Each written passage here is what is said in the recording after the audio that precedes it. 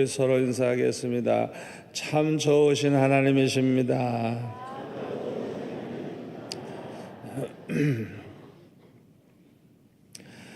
예수님 당시에는 지금과 같이 목회하는 교역자의 생활비를 교회가 맡아 주거나 또 선교하는 선교사들의 선교비를 후원하는 그런 교회가 없었습니다. 그리고 이제 선교하기 위해서 여러 지방, 여러 나라를 다닐 때 지금과 같은 그런 여관이나 호텔이 있지도 아니했고, 또한 있다고 해도 그런 데 들어가서 이제 하룻밤을 쉴 만한 그런 돈이 여비가 전혀 없었습니다. 그런데 예수님께서는 12명의 제자들을 전도하러 내보내셨을 때 아마 제자들은 걱정을 많이 했을 것입니다.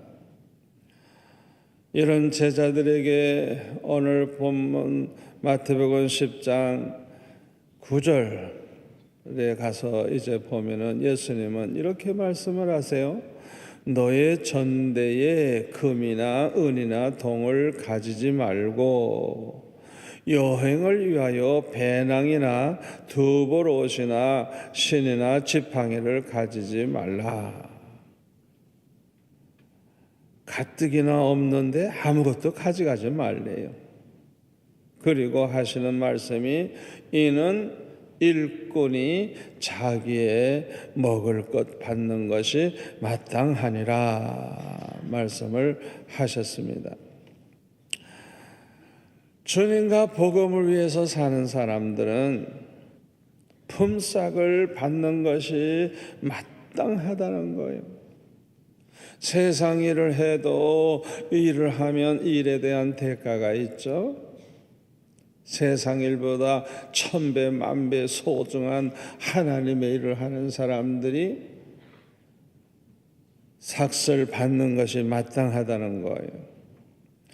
그래서 그 하나님께서는 일찍이 그런 말씀을 하셨죠. 일하는 소의 입에다가 망을 씌우지 말라. 일하는 소는 그냥 마음껏 먹으면서 일할 수 있다. 절대로 망을 씌우지 말아요. 그거는 소를 걱정해서 하시는 말씀이 아니에요. 하나님의 일을 하는 사람들 이 입에다 망을 씌우지 말라는 거예요. 하나님의 일을 하는 사람들을 그렇게 먹을 것이 없게 하지 말라는 거예요. 그러니까 예수님께서는 지금 이 전도하는 이 제자들을 아주 위로하기 위해서 이 말씀을 하시는 겁니다. 한마디로 말하면 하나님이 책임져 주시겠다는 거예요. 걱정하지 말라는 거예요. 하나님이 먹여주시겠다는 거예요. 세상 사람들이 뭐 삭슬 안 줘도 하나님이 다 책임져 주시겠다는 거예요. 아멘. 그 다음에 11절에 보니까 어떤 성이나 마을에 들어가든지 그 중에 합당한 자를 찾아내어 너희가 떠나기까지 거기서 머물라.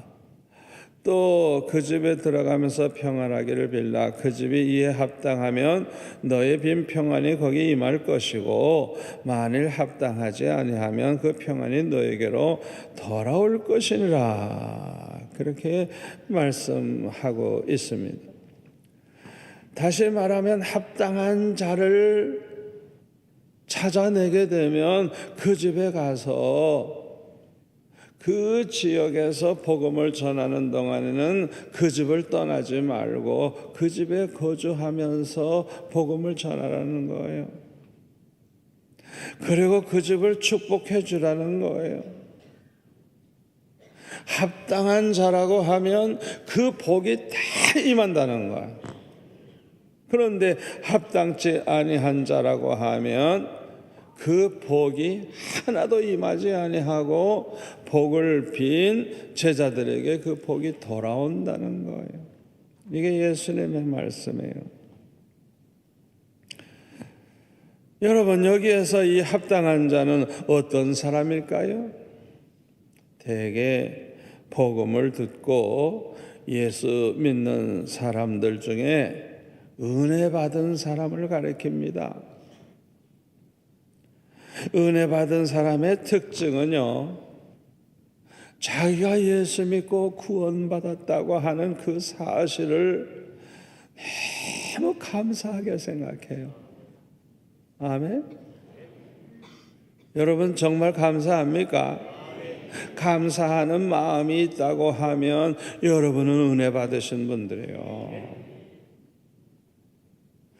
복음을 듣고 예수를 믿은 사람들 중에 은혜 받은 사람, 이 은혜 받은 사람의 특징이 감사가 있고, 그 구원받은 것에 대한 감사, 그리고 장차 천국에 들어가서 살 것을 생각할 때 기쁨이 있어요. 기쁨이. 아멘. 그리고 이렇게 은혜 받은 사람들은 예수님을 사랑합니다. 예수님의 십자가 공로로 우리가 구원받은 거 생각할 때 우리 주님 얼마나 감사해요. 그 주님을 사랑하는 마음이 있고, 주님을 사랑하기 때문에 주님의 몸된 교회를 사랑하는 마음이 있어요. 아멘. 그리고 이 은혜 받은 사람들은 이 복음을 전하는 사람들을 아주 귀히 여깁니다. 그리고 사랑합니다.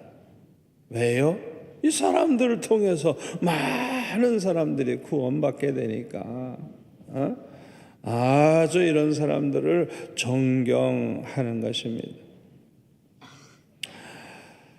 이런 사람들이 교회에 충성봉사하고 헌금도 기쁨으로 하고 또 주의 종들 나그네들을 대접을 잘 하는 것입니다. 이런 사람들이 바로 합당한 자들이에요.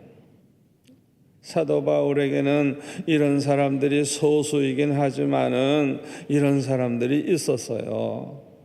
로마서 16장 1절 2절에 보면 갱그리아 교회의 베베라고 하는 여인이 하여튼 사도 바울만 그 교회에 오면 꼭 주무시게 하고 모든 식사 제공을 해가지고 이 사도 바울뿐만 아니라 복음 전하는 주의 종이 오면 항상 이 여인이 그것을 책임졌어요. 그래서 사도 바울이 뭐라 그러냐면 나와 그 다음에 여러 사람과 나의 보호자가 되었습니다. 여러 사람입니다. 여러 사람. 그 교회에 찾아오는 그 주의 종들 다 이 여인이 그렇게 받들어서 잘 섬겼어요. 또 거기 3절에 보니까 브리스가와 아굴라라는 이 부부의 이야기가 나오죠.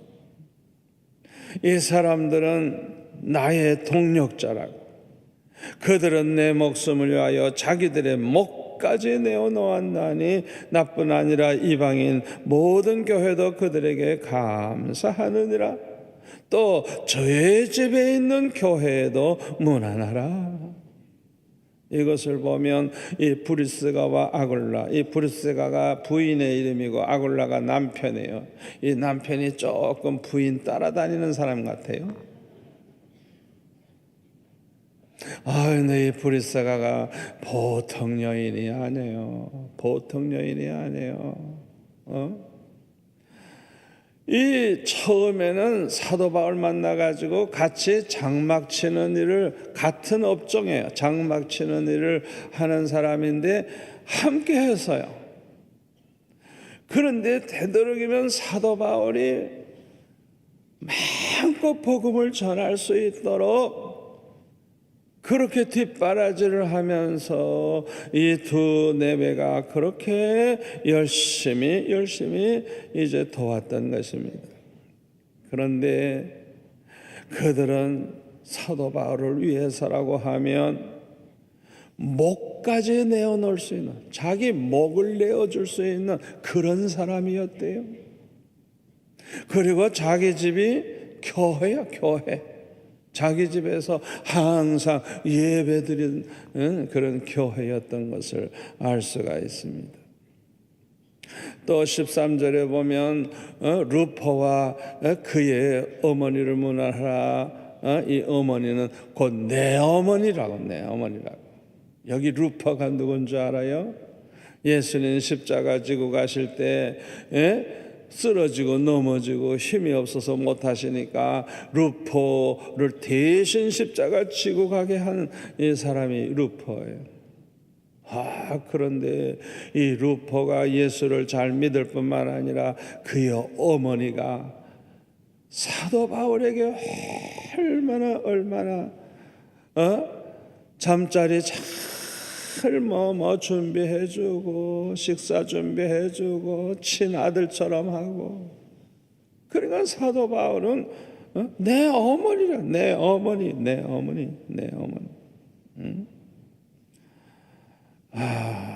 참 사도 바울에게 이런 사람들이 있었어요. 또 빌립보서 2장 25절 이하에 보면 에바브로디도를 소개하는데, 이 사람은요 30절에 보니까 그리스도의 일을 위하여 죽게 이르러도 자기 목숨을 돌보지 아니한 것은 나를 섬기는 노예의 일에 부족함을 채우려 함이니라. 이 에바브로디도는 이제 빌립보 교회를 대표로 해서 빌립보 교회가 이제 헌금한 것을 가지고 가서 이제 감옥에 있는 이제 사도 바울을 잘 섬겼어요. 잘 섬겼는데 이 자기 목숨을 돌보지 아니하고 그러다가 병들어 아주 죽게 생겨가지고 걱정을 많이 해서 참 교회도 기도하고 사도 바울도 기도를 많이 했죠. 그래서 하나님이 살려주셔서 참 하나님께 영광을 돌리게 되었습니다. 또 사도행전 16장 13절 이하에 보니까 바울과 실라가 이제 빌립보 지방에 갔을 때 안식일 날 기도할 곳이 어디 있나 하고 이제 기도할 곳을 찾아가지고 문 밖으로 나가서 강가에 이렇게 보니까 거기 여자들이 앉아 있었어요. 그래서 그들에 가서 복음을 전했는데 루디아라고 하는 여자가 예수를 믿게 되는데, 이 여자는 은혜를 받은 여자예요. 그 전도만 받는 게 아니라 성령의 감동을 받아가지고 자기뿐만 아니라 그냥 온 집안 식구가 다 세례를 받고 바울과 실라를 청해서 뭐라고 하는 거 하니, 만일 나를 주 믿는 자로 알거든 내 집에 들어와 유하라 하고 강권하여 머물게 하니라. 아멘. 사도 바울이 뭐 찾아와 가지고 영접한 게 아니에요. 그냥 강권해서 제발 우리 집에 좀 와서 머물러 있다 가라. 그렇게 해서 사도 바울이 있는 동안에 아주 대접을 잘한 사람이 이 루디아라고 하는 여자고, 이 루디아는 빌립보 교회의 기둥과 같은 일꾼이 되는 것을 볼 수가 있습니다.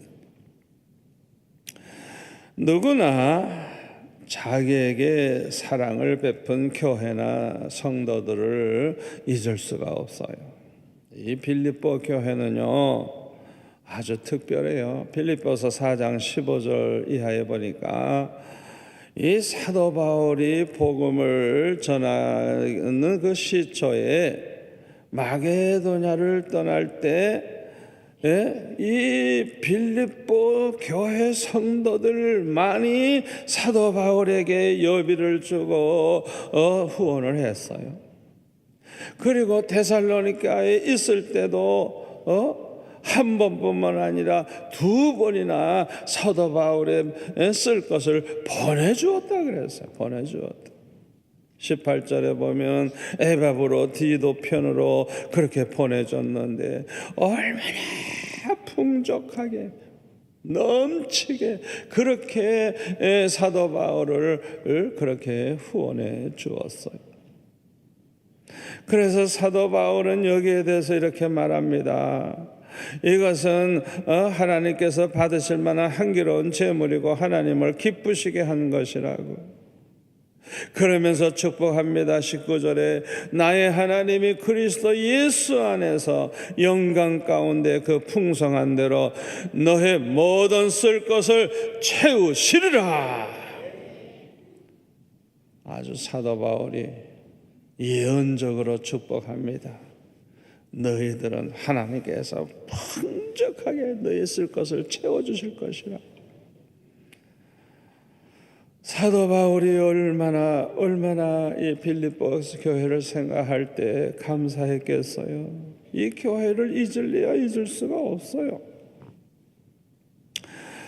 이런 교회 또 이렇게 참으로 대접을 해준 성도들, 이런 성도는 잊을 수가 없어요. 그렇기 때문에 날마다 그 교회를 위해 기도하게 되고 또 그 후원하는 성도들을 위해서 축복하며 기도하게 되는 것입니다. 제가 신학교 2학년이 되었을 때에 개척교회를 했습니다. 그 개척교회를 하니까 교인도 몇 명 되지도 않고 신방한다 그래서 무슨 누가 신방빌 주는 것도 아니고 점심값 주는 것도 아니에요. 그냥 열심히 뛰는 것이죠. 그런데 저는 나이도 어리고 주일 아침 저녁 수요일 저녁 또 새벽 예배 7번 10번씩 설교해야 되니까 그러면서 신학교를 그냥 버스 2번이나 갈아타고 다녀야 되고 얼마나 피곤하고 얼마나 설교 준비가 힘드는지 그냥 맨날 하나님 앞에 울부짖으며 기도했어요. 그 눈물의 기도를 하나님이 불쌍히 보시고 기도하는 저를 불쌍히 보시고 좋은 그런 어머니 뻘 되는 성도님 한 분을 보내주셨는데 이분은 자녀들이 다 컸기 때문에 걱정할 필요가 없고 또 물질이 아주 넉넉한 분이에요. 먹고 사는 건 걱정할 필요가 없는 분이에요. 이분이 그냥 은혜 충만한 분이고 성령 충만하고 기도로 사시는 분이에요. 얼마나 체험을 많이 하신 분인지 몰라요. 교회 여전도 사람이 없으니까 이 어머니 같은 집사님을 모시고 제가 이제 신방을 합니다. 그러니 얼마나 좋아요. 혼자 다닐 때보다 이렇게 같이 다니니 좋죠. 그런데 이분이 얼마나 기도가 뜨거운지 그분 모시고 다니면 그냥 얼마나 은혜가 되는지 몰라요. 버스 타면 버스값 내주고 택시 타면 택시값 내주고 점심때 되면 그냥 중국집 가서 울면 탕수육 그냥 막 사주고 그것뿐인 줄 압니까? 때때로 두둑한 봉투를 줘서 책을 사래요. 나보고 책을 사래요. 그때 산 책 지금도 있어요.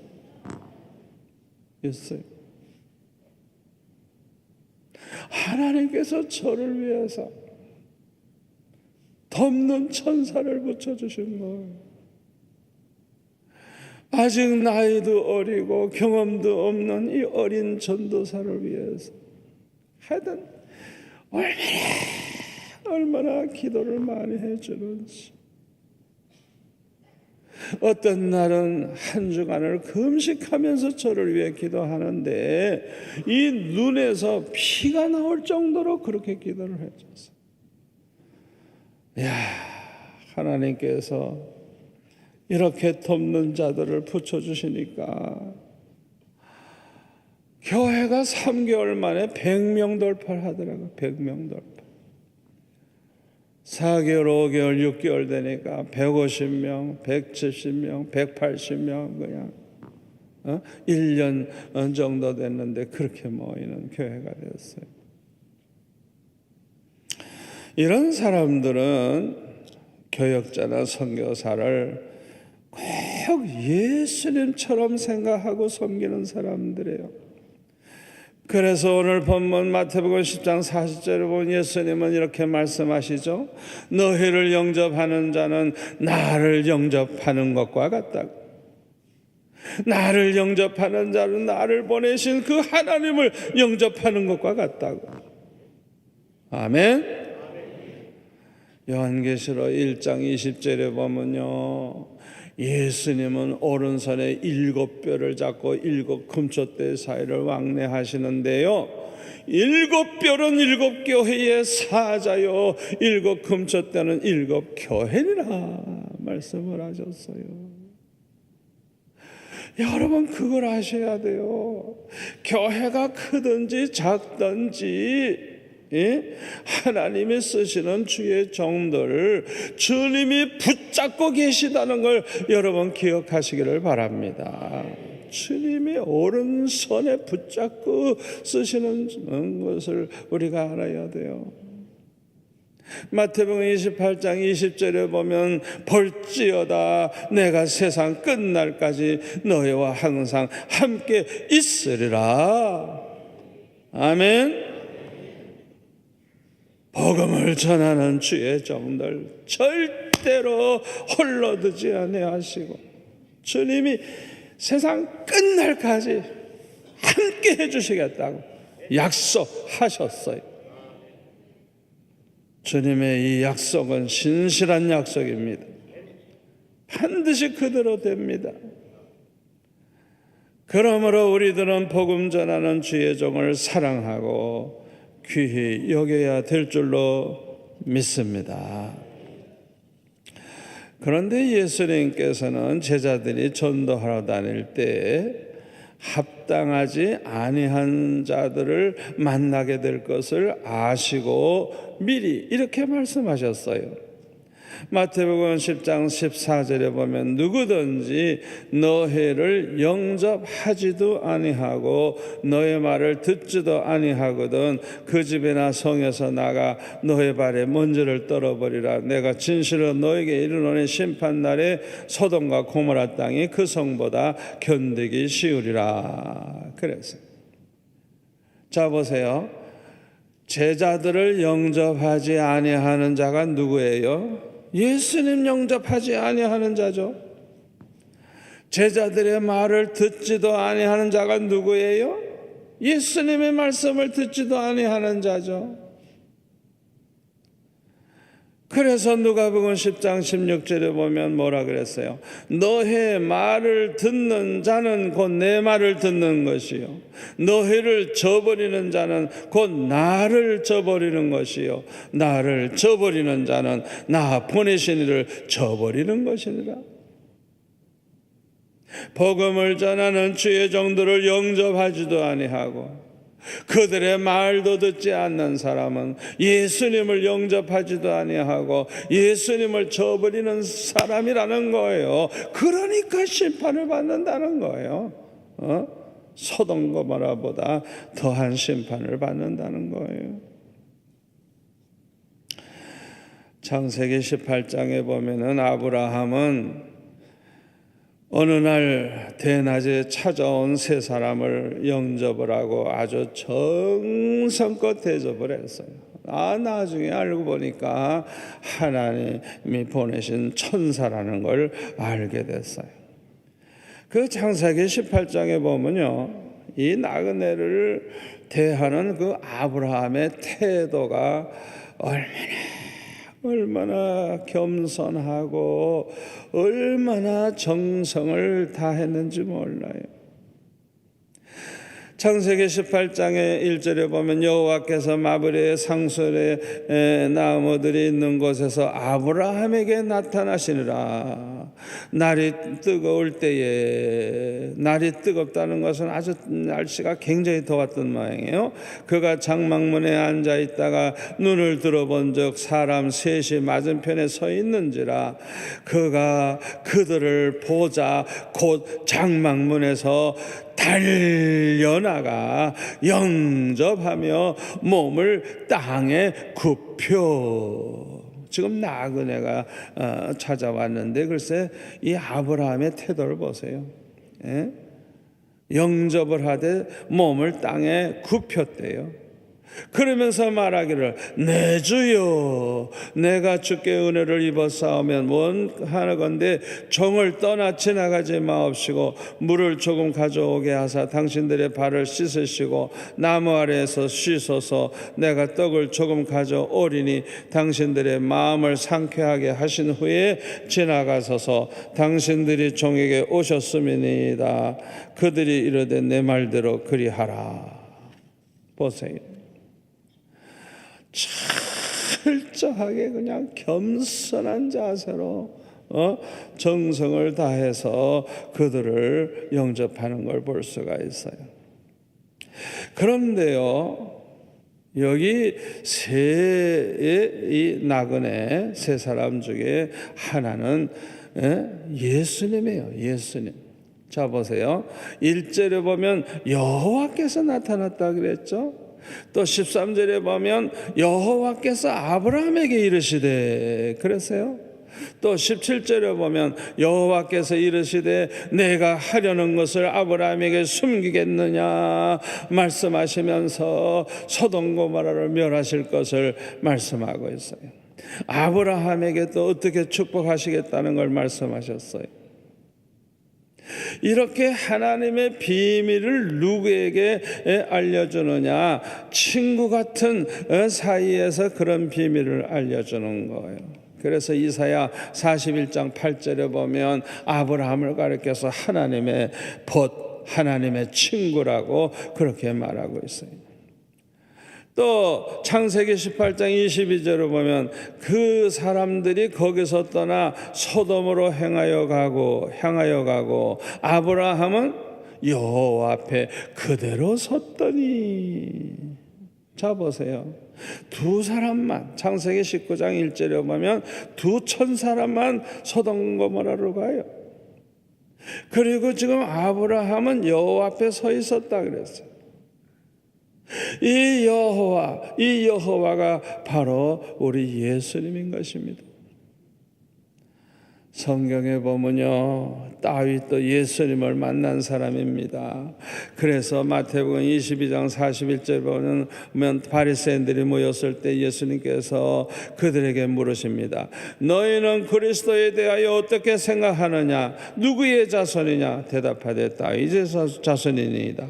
이러시되 그러면 다윗이 성령에 감동되어 어찌 그리스도를 주라 칭하여 말하되 주께서 내 주께 이르시되 내가 네 원수를 내 발 아래 둘 때까지 내 우편에 앉아 있으라 하셨도다. 시편 110편 1절 말씀에요. 이걸 인용해서 이렇게 말씀하시고 있어요. 다윗이 그리스도를 주라 칭하였은즉 어찌 그의 자손이 되겠느냐 하시니 한마디도 능히 대답하는 자가 없고 그날부터 감히 그에게 묻는 자도 없더라 그랬어요. 다윗도 성령에 충만한 가운데 하나님께서 그리스도에게 말씀하시는 이 놀라운 그 사건을 이제 알게 되고 또 이렇게 기록한 것을 볼 수가 있어요.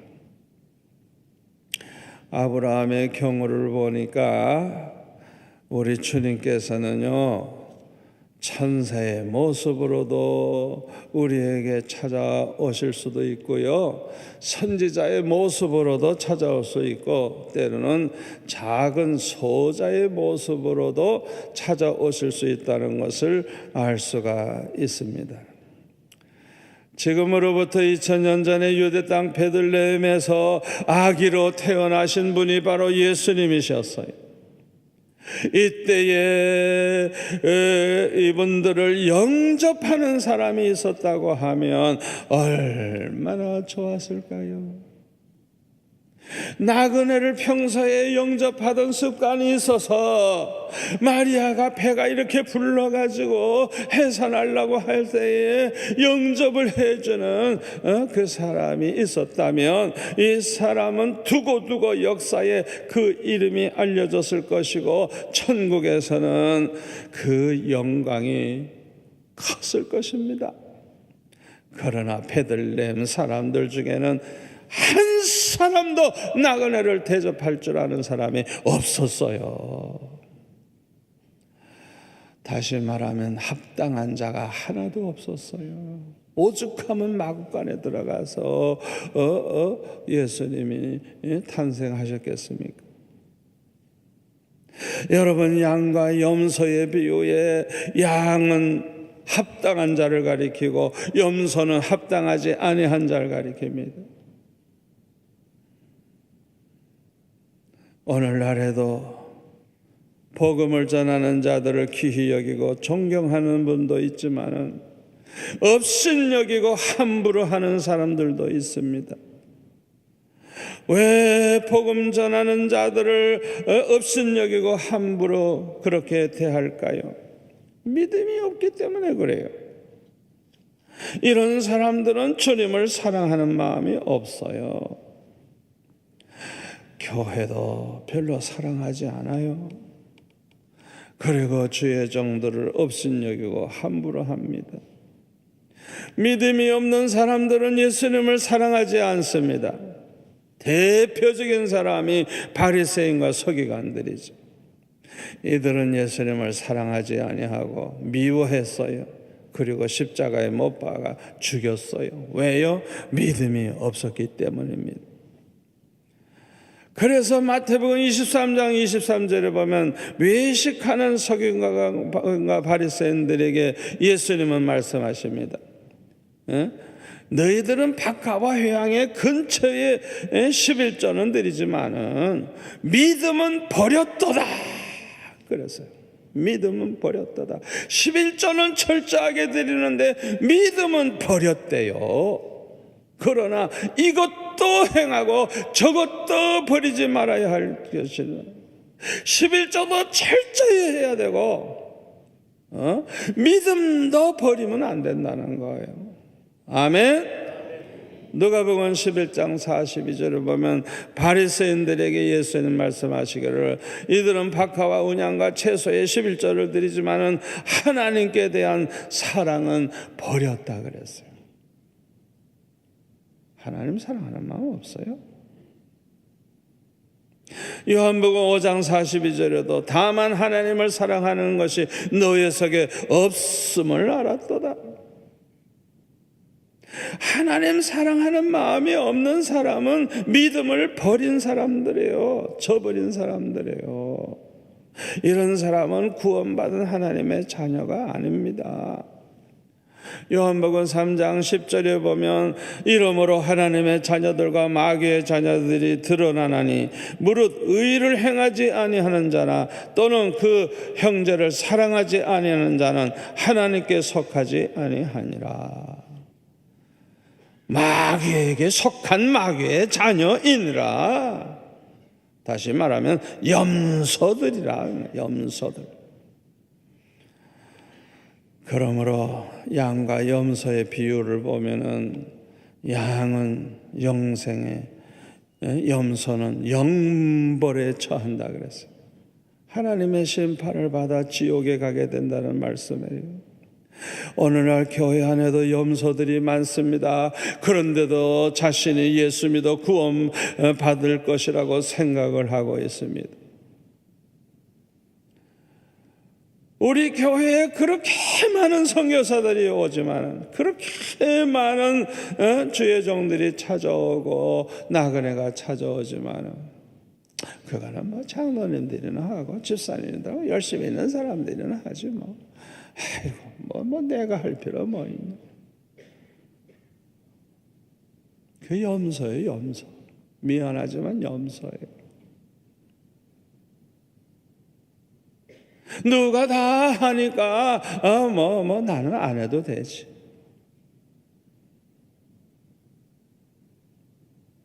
여러분, 내 이 음성을 하나님의 음성, 주의 음성으로 들으시길 바랍니다. 너무너무 중요한 말씀이에요. 중요한 말씀이에요.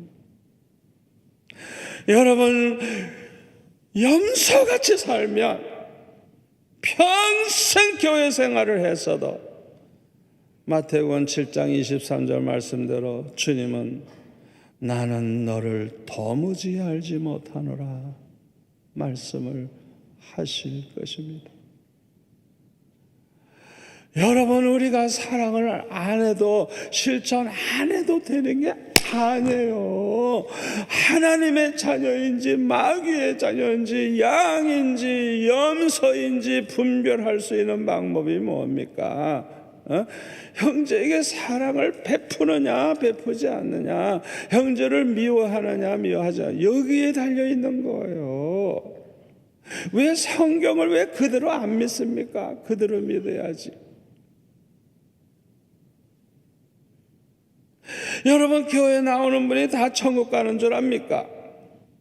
청함 받은 자는 많으나 택함 받은 자는 적다고 예수님은 분명히 말씀하셨어요.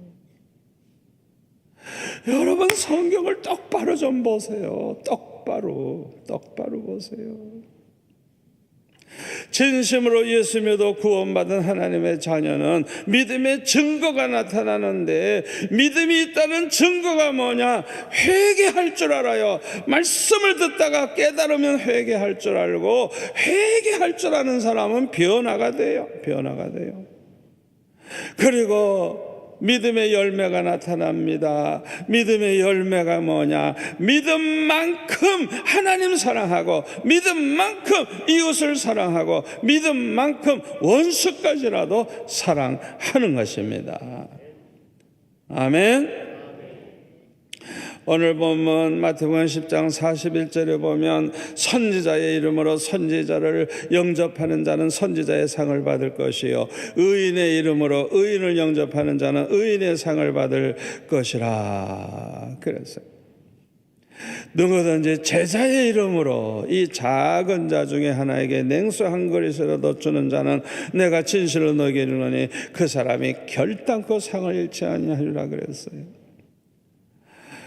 이 말씀은 복음을 전하는 자들을 영접하는 사람은 상을 받으리라는 거예요.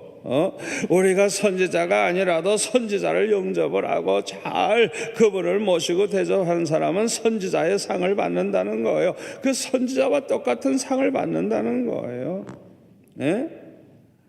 또 하나님 잘 섬기는 의인들을 의인의 이름으로, 이건 의인이기 때문에, 그들은 구원받은 믿음의 사람이기 때문에 아주 반가워하면서 그들을 잘 영접을 한 사람은 의인의 상을 받는다는 것.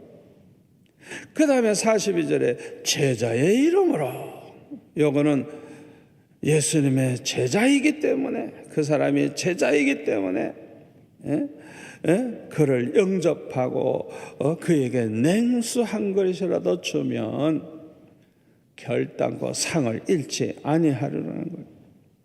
여러분, 예수님의 제자가, 누가 제자가 되는 줄 압니까? 누가복음 14장 33절에 보면 이와 같이 너희 중에 누구든지 자기의 모든 소유를 버리지 아니하면 능히 내 제자가 되지 못하리라. 마가복음 10장 21절 28절에 보면 베드로가 이렇게 말하죠. 보소서, 우리가 모든 것을 버리고 주를 따랐나이다. 주님의 제자가 누군 줄 압니까?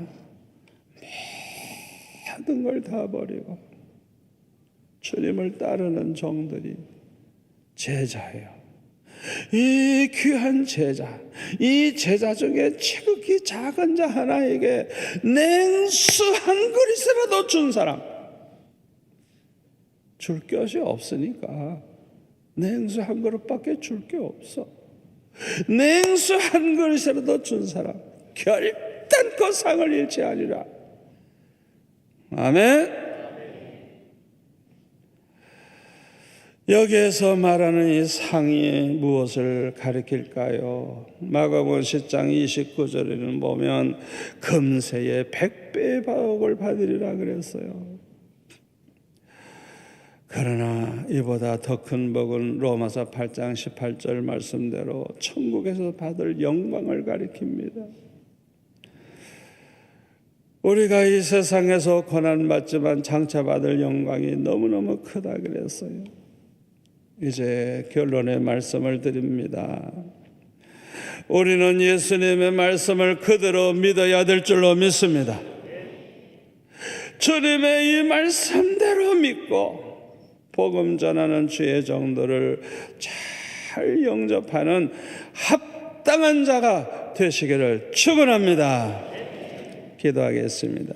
아버지 하나님 감사합니다.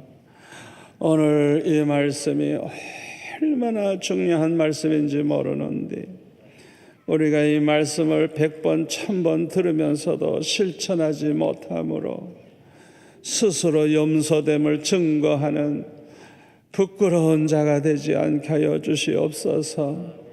오늘부터는 누가 보든지 안 보든지 참으로 나그네들을 대접하며 어려움 당하는 성도들에게 사랑을 베풀며 또 우리 교회 찾아오는 주의 종들과 선교사들을 대접하며 냉수 한 그릇이라도 대접할 수 있는 저희들 되게 하여 주옵소서. 합당한 자가 되게 하여 주옵소서. 그래서 이 땅에서도 복을 받고 천국에서는 영광을 얻는 상을 받게 하여 주시옵소서. 예수님의 이름으로 기도하옵나이다. 아멘.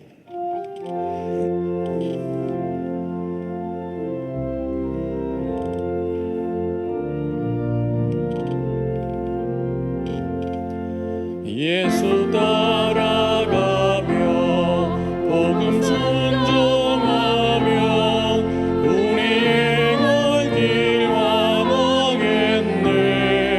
주를 의지하며 순종하는 자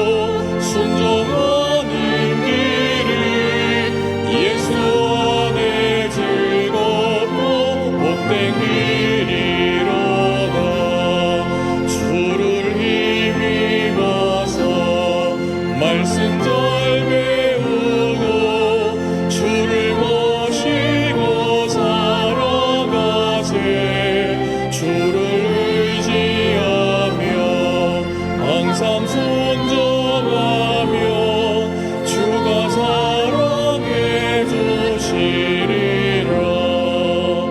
의지하고 순종하는 길이 예수 안에 즐겁고 복된 길이로다.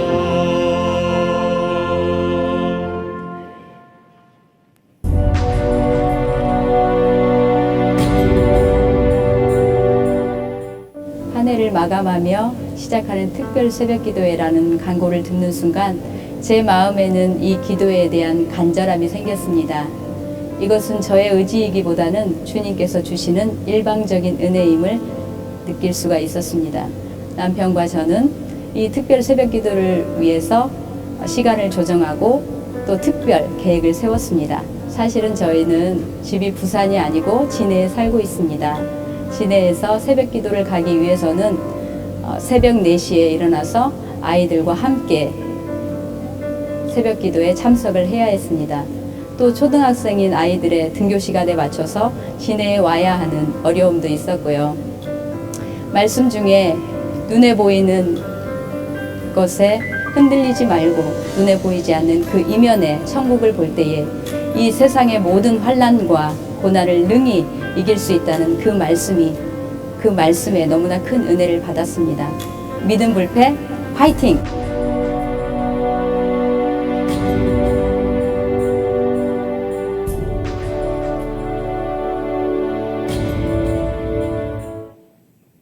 우리 옆에 분들과 이렇게 한번 인사하시겠습니다. 함께 새벽을 깨워 간증의 주인공이 됩시다.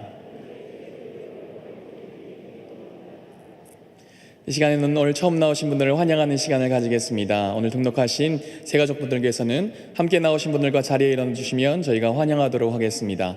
혹시 오늘 등록하지 못했더라도 처음 나오신 분이 있다면 용기를 가지시고 자리에 일어나 주시면 저희가 환영하도록 하겠습니다. 네, 감사합니다. 우리 처음 오신 분들을 환영하도록 하겠습니다.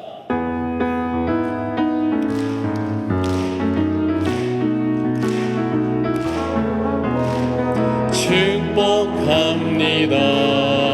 주님의 이름으로 축복합니다. 주님의 사랑으로 이곳에 모인 주의 거룩한 자녀에게 주님의 기쁨과 주님의 사랑이 충만하게 넘치기를 환영하고 축복합니다.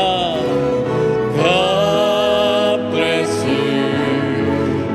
God bless you. 축복합니다. 주님의 사랑으로 잘 나오셨습니다. 환영하고 축복합니다. 이제 정성껏 준비한 예물을 하나님께 올려드리시겠습니다.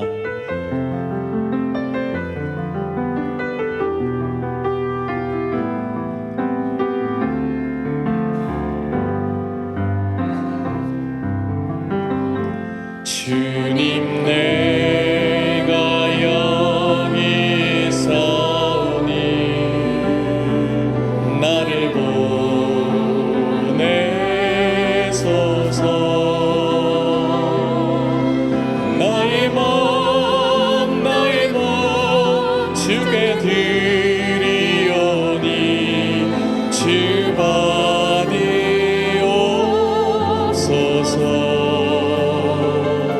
주님 내가 여기 있사오니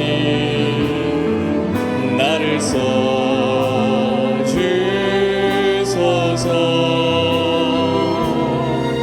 가진 것 모두 다 주께 드리오니 주 받으옵소서.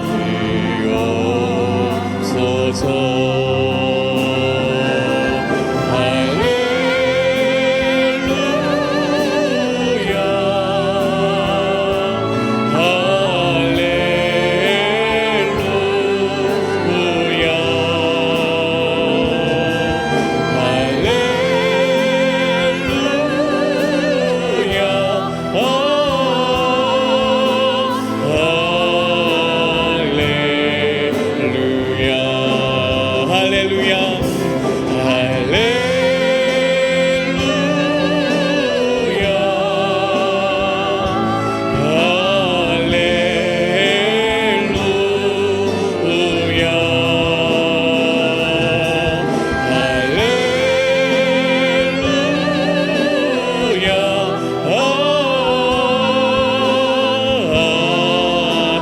함께 일어나서 찬양하시겠습니다. 할렐루야.